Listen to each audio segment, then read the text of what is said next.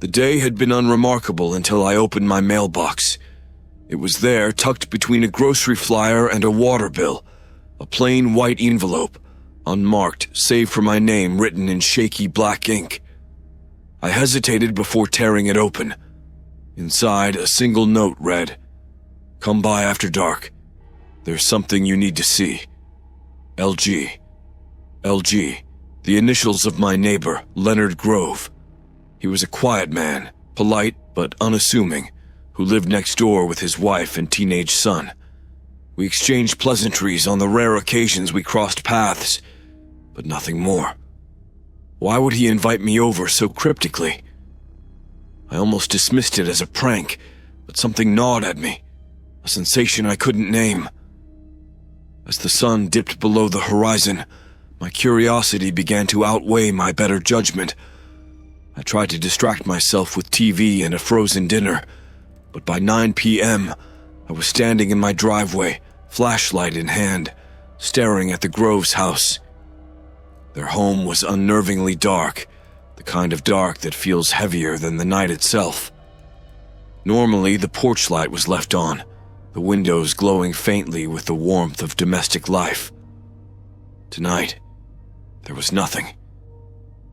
I crossed the narrow stretch of grass that separated our houses, my steps crunching against the gravel. I knocked once, then twice. No answer. I called out, "Mr. Grove? It's me from next door. I got your note." The door creaked open under my touch. "Hello?" I stepped inside, immediately struck by the silence. It wasn't just quiet.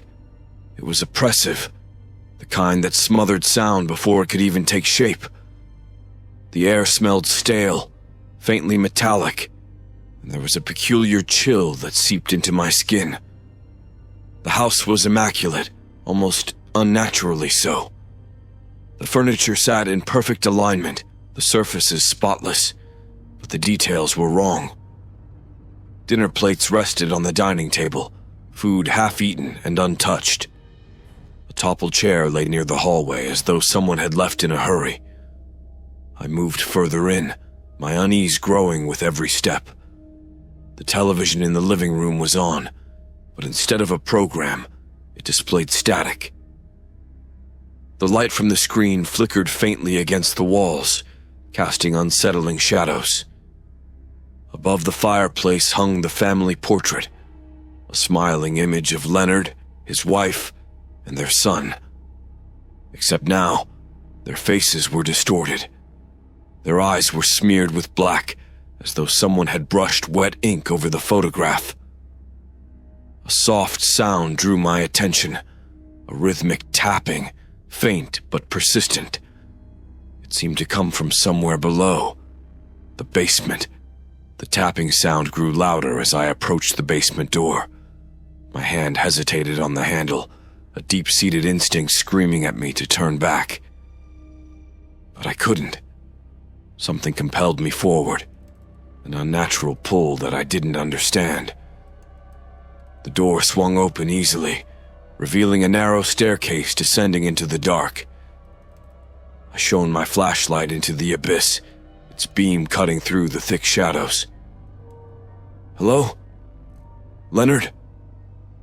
My voice felt too small, too fragile. No response. The basement was cluttered, yet strangely ordered, as though someone had arranged the chaos deliberately. Tools hung neatly on the walls, their edges glinting under the flashlight.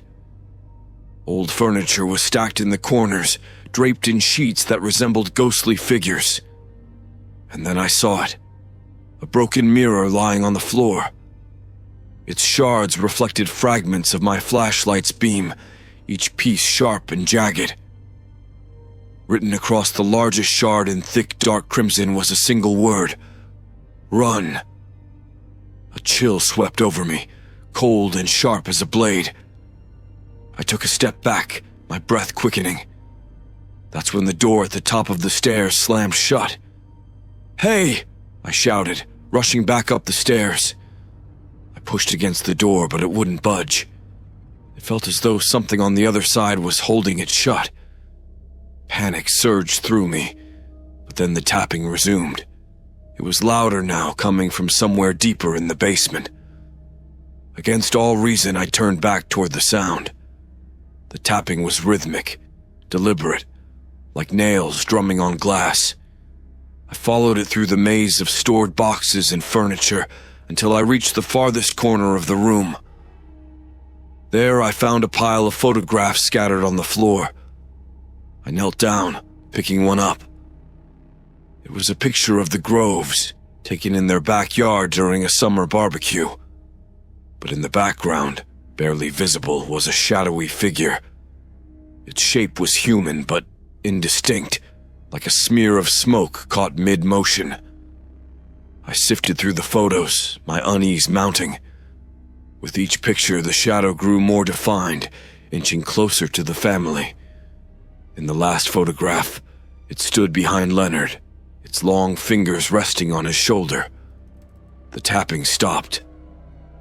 My flashlight flickered, and in the brief moments of darkness, I felt it. Something breathing, slow and steady, just inches from my ear. My breath caught in my throat as the flashlight sputtered, plunging the room into intermittent darkness. In the faint bursts of light, I saw movement, quick, darting shapes that vanished before my eyes could fully focus. "Who's there?" I demanded, though my voice wavered, betraying my fear. Silence answered me. The air grew heavier, suffocating, as if the shadows themselves were pressing down on me. I tried to steady my breathing, clutching the flashlight like a lifeline. Its flickering beam landed on the pile of photographs again. They were no longer scattered. They now formed a perfect circle, the center empty except for the largest shard of the broken mirror, its crimson warning glinting in the pale light. Run. Then I saw it. A figure emerged from the darkness, stepping into the fragile glow of my flashlight. At first, it looked like Leonard Grove, his broad shoulders, the faint slouch of his posture. But as it moved closer, I saw the wrongness. Its head tilted at an unnatural angle, and its arms hung too long, fingers almost scraping the floor. Its face was Leonard's and wasn't, as though someone had draped a wax mask over his features. The edges of its mouth stretched far beyond what was humanly possible, forming a grotesque grin. It didn't speak. It didn't have to. The tapping resumed, coming from the walls, the floor, everywhere at once. I stumbled backward, tripping over the photographs. As I hit the ground, the images scattered, revealing something else beneath them, an old trapdoor. The wood was worn and splintered, a rusted ring serving as its handle. The thing that wasn't Leonard tilted its head further, almost perpendicular to its body, its empty eyes boring into mine. The tapping grew louder, faster, reverberating through my chest. Without thinking, I yanked the trapdoor open. A rush of cold air escaped, carrying with it a faint, mournful sound, like a distant wail. Below, a ladder descended into darkness, deeper than I thought possible. My flashlight faltered again, and I didn't wait to see what the thing above would do. I climbed down, the rungs slick and icy beneath my hands. The tapping faded as I descended, replaced by a low hum that seemed to come from the very walls of the tunnel. It wasn't a hum, I realized. It was whispering. The ladder ended abruptly, my feet landing on a dirt floor. The air was colder here, biting at my skin despite the heavy jacket I wore. I raised the flashlight, its beam weak but steady now. The tunnel stretched endlessly, its walls lined with strange carvings. Symbols I didn't recognize twisted and coiled along the surface, their lines glowing faintly as though alive. The whispers grew louder, distinct words forming in a language I couldn't understand. I took a step forward, then another. each one feeling like it carried me further from the world above. The ground beneath my boots was damp, the scent of earth and decay clinging to the air. As I moved deeper, I saw a faint light ahead, pale and sickly, seeping through the cracks of a large wooden door embedded into the tunnel's wall. I hesitated, every instinct screaming at me to turn back. But something about the door pulled at me, an inexplicable compulsion that made my hands tremble as I pushed it open. The room beyond was small, circular, and impossibly old. At its center was a crude stone altar, its surface stained with dark, rust-colored streaks. Surrounding it were the same symbols from the tunnel walls, but here they were carved into the floor, glowing brighter in the dim light. Above the altar hung a single photograph. It was the Groves. This time, the shadowy figure from the earlier photographs wasn't lurking in the background. It stood among them, fully formed, its long fingers draped over their shoulders. The family's faces were different too, blank, featureless, like mannequins. The whispers swirled around me, louder now, almost deafening. I turned to leave, but the door slammed shut, trapping me inside. The symbols on the floor flared, their light casting grotesque shadows on the walls. And then I heard it. The unmistakable sound of footsteps. I turned back to the altar and froze. The photograph was no longer hanging. It lay on the altar's surface, its edges curling as though burned.